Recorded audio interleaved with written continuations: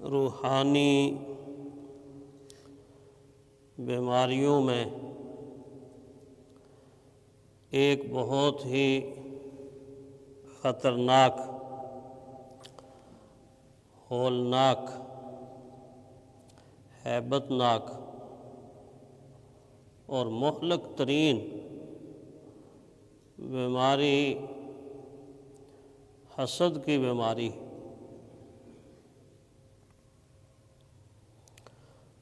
بولنے میں تو یہ لفظ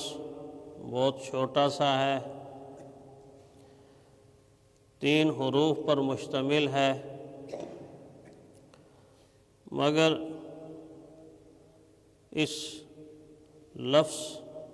سے جو بیماری بیان کی جاتی ہے اس کی لپیٹ میں اگر کوئی آ جائے اور وہ اگر کسی انسان کو لگ جائے تو پھر ایڑی سے لے کے چوٹی تک اس کے بدن کو اور بدن سے آگے بڑھ کر اس کی روح کو اور روح سے بھی آگے جا کر اس کے نیک اعمال کو جلا کر خاک بنا دیتی ہے۔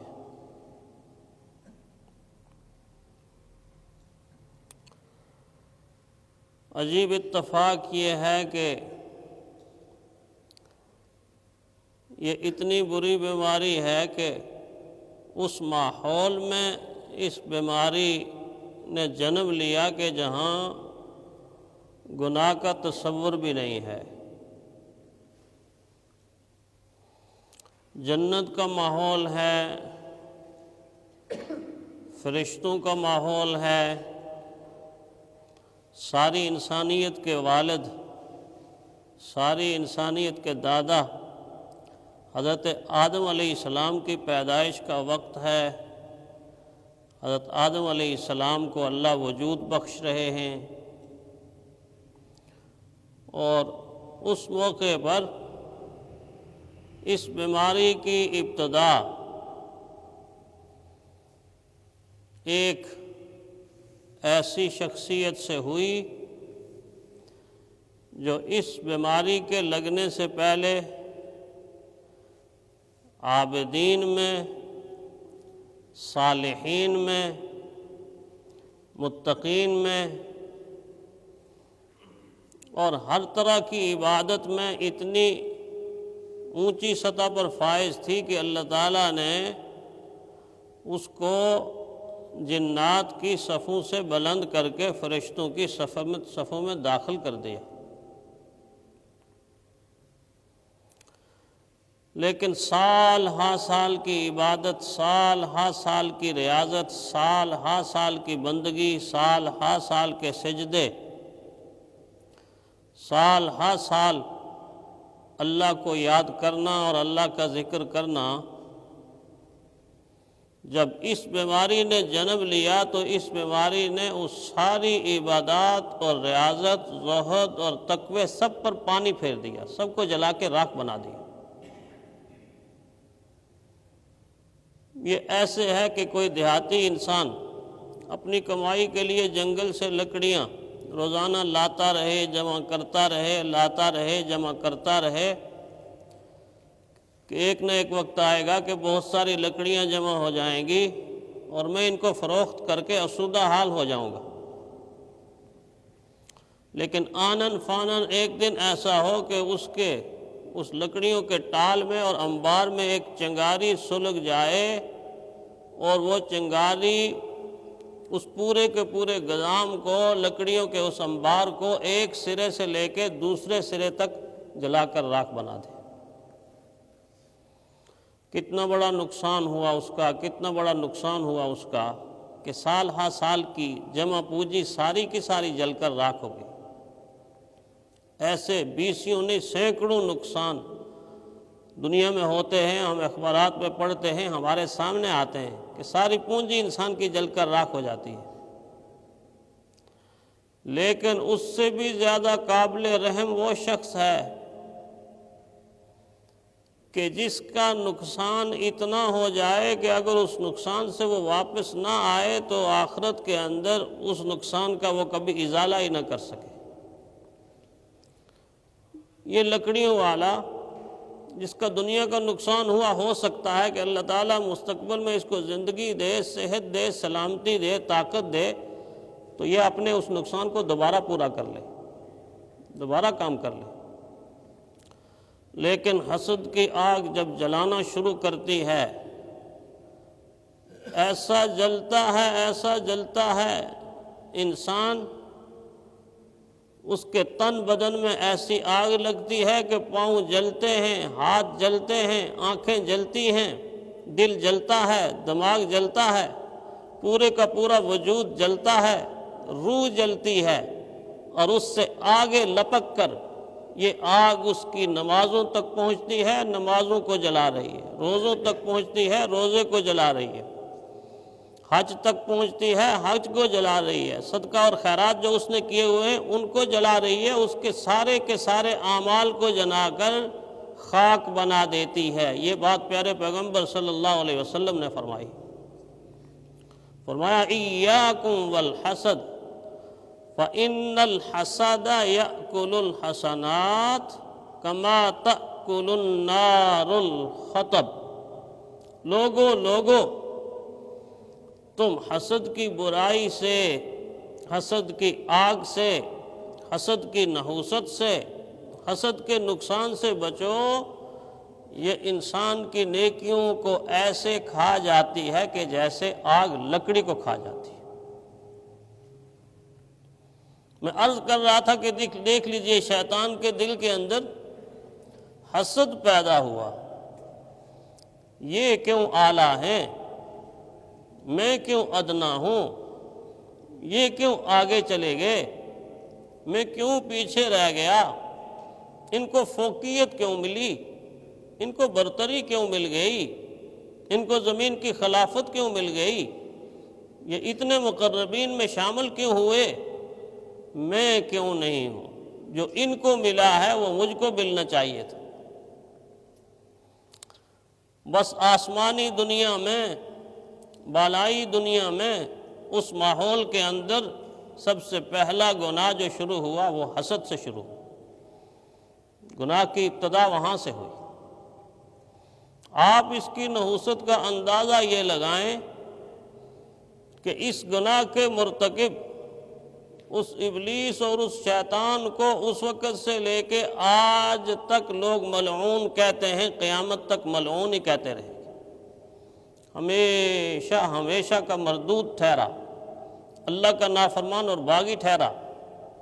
اللہ تعالیٰ کی رحمت سے دور، اللہ کی ذات سے دور، اللہ کے نیک بندوں سے دور، اللہ کی جنت سے ہمیشہ کے لیے دور۔ تو پھر کتنا بڑا گناہ ہوگا حسد، جس کی بنیاد پر اتنا بڑا نقصان ہو گیا۔ پھر صرف یہاں تک نہیں، آسمانوں کا پہلا گناہ بھی حسد، اور زمین کے اوپر جو پہلا گناہ ہے وہ بھی حسد ہے۔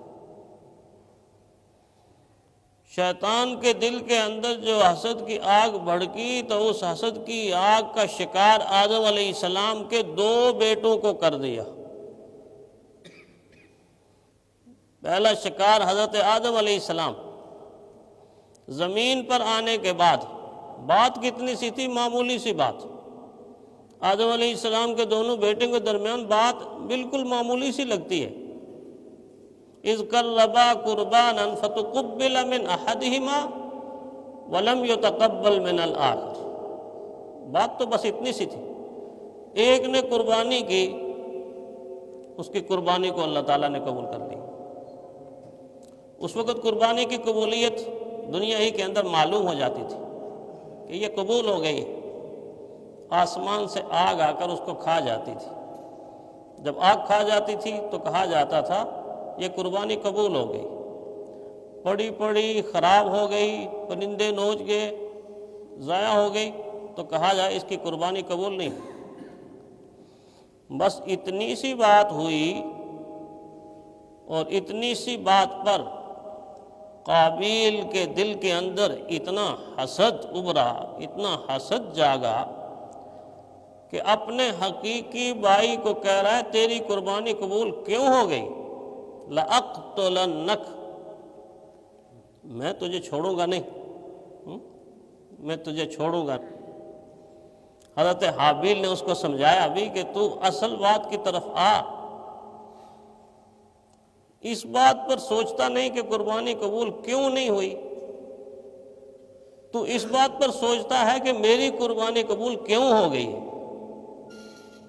اس پہ حسد کرتا ہے۔ انما یتقبل اللہ من المتقین، اللہ تقوی والوں کی قربانی کو قبول کرتا ہے، خوف خدا رکھنے والوں کی قربانی کو قبول کرتا ہے، اخلاص والوں کی قربانی کو قبول کرتا ہے۔ تو اگر اخلاص پیدا کرتا تیری قربانی قبول ہو جاتی، اب بھی توبہ کر کے اخلاص پیدا کر، اللہ تیری قربانی کو قبول کر لیں گے۔ لیکن حسد کی آگ ایسی بھڑکی کہ یہ جب بھڑکتی ہے انتقام کی آگ تک پہنچ جاتی ہے، اور انتقام کی آگ پھر دل سے اوپر دماغ تک پہنچ جاتی ہے، پھر دماغ چکراتا ہے، پھر انسان بفر جاتا ہے، پھر انسان انسانیت سے گر جاتا ہے، پھر وحشی درندہ بن جاتا ہے، پھر درندوں سے بھی آگے چلا جاتا ہے، پھر وہ کام کرتا ہے کہ درندے بھی کانپ جاتے ہیں کہ یہ انسان ہو کر یہ کام کر رہا۔ اپنے بھائی کو اس معمولی سی وجہ کی بنیاد پر قتل کر دیا، قابیل نے حابیل کو قتل کر دیا، اس کی قبول کیوں ہوئی؟ اللہ بتا رہے ہیں آسمانوں کی دنیا میں پہلا گناہ حسد ہے، زمین پر آنے کے بعد نسل انسانی کے وجود کے بعد پہلا گناہ حسد ہے۔ پھر ایک اور مثال قرآن حکیم نے دی، یہ مثالیں میرے اور آپ کے لیے ہیں کہ دیکھو کتنا نقصان ہو رہا ہے، دیکھو کتنا نقصان ہو رہا ہے، تم اس نقصان سے بچ جاؤ۔ اگر بچنا چاہتے ہو تو اللہ تعالیٰ نے توبہ کا راستہ کھولا ہوا ہے، اللہ تعالیٰ نے واپسی کا راستہ بند نہیں کیا ہوا۔ ادھر آدم علیہ السلام کے 2 بیٹوں کو لڑا کر ایک کو قتل کروا دیا، آگے چل کے یعقوب علیہ السلام، آپ دیکھیں آدم علیہ السلام کے بیٹے نبیوں کی اولاد، نبی کی اولاد، اور حضرت یعقوب علیہ السلام کے بیٹے بھی نبی کی اولاد، اللہ کے نبی حضرت یعقوب علیہ السلام کے بیٹوں کے درمیان کلیش پیدا کیا، نفرت پیدا کی، حسد پیدا کیا، مخالفت پیدا کی، اور دل کے اندر یہ بات ڈال دی کہ کام تو ہم کرتے ہیں، محنت تو ہم کرتے ہیں، ہم بڑے ہیں، ہم کماتے بھی ہیں، گھر لاتے بھی ہیں، والد کا خیال بھی رکھتے ہیں۔ یہ عجیب بات ہے کہ والد گرامی کی توجہ ہماری طرف کچھ کم ہے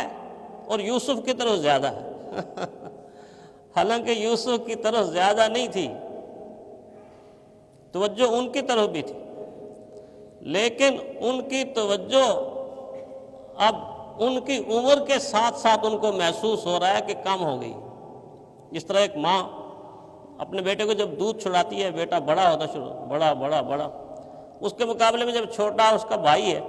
اس کو جولی میں لے گی، اس کو پیار کرے گی، اس کو دودھ پلائے گی۔ اب وہ جو بڑی عمر میں پہنچ چکا ہے وہ یہ کھیجے یہ تو بڑا زیادتی ہو گئی ہے۔ ماں چھوٹے بچے سے پیار کرتی ہے، اس کو جولی میں لیتی ہے، اس کو گودی میں لیتی ہے، اس کو چومتی ہے، اس کو دودھ پلاتی ہے، اپنے ہاتھوں سے کھانا کھلاتی ہے۔ میرے ساتھ تو یہ رویہ نہیں۔ بھائی تیرے ساتھ یہ رویہ ہوتا رہا، اس وقت کا تجھے پتہ کوئی نہیں، اس وقت کا تجھے علم کوئی نہیں، تو اس رویے سے اوپر جا چکا ہے، اب تم اپنے پاؤں پہ کھڑا ہو چکا ہے، تو دوڑتا ہے، تو بھاگتا ہے، تو کماتا ہے۔ محبت کم نہیں ہوئی، رویے کی وجہ سے سلوک کے اندر فرق لگ رہا ہے۔ یوسف علیہ السلام چھوٹے تھے، وہ سارے کے سارے بڑے تھے، شیطان نے ہتھ کنڈا استعمال کیا اور دلوں کے اندر نفرت اور حسد کی آگ جلائی۔ جب حسد کی آگ جاگ اٹھی تو پھر اقدام کتنا برا اور کتنا بڑا تھا۔ اقتلوا یوسف او اطرحوه ارضا یخل لکم وجہ ابیکم وتکونوا من بعدہ قوما صالحین۔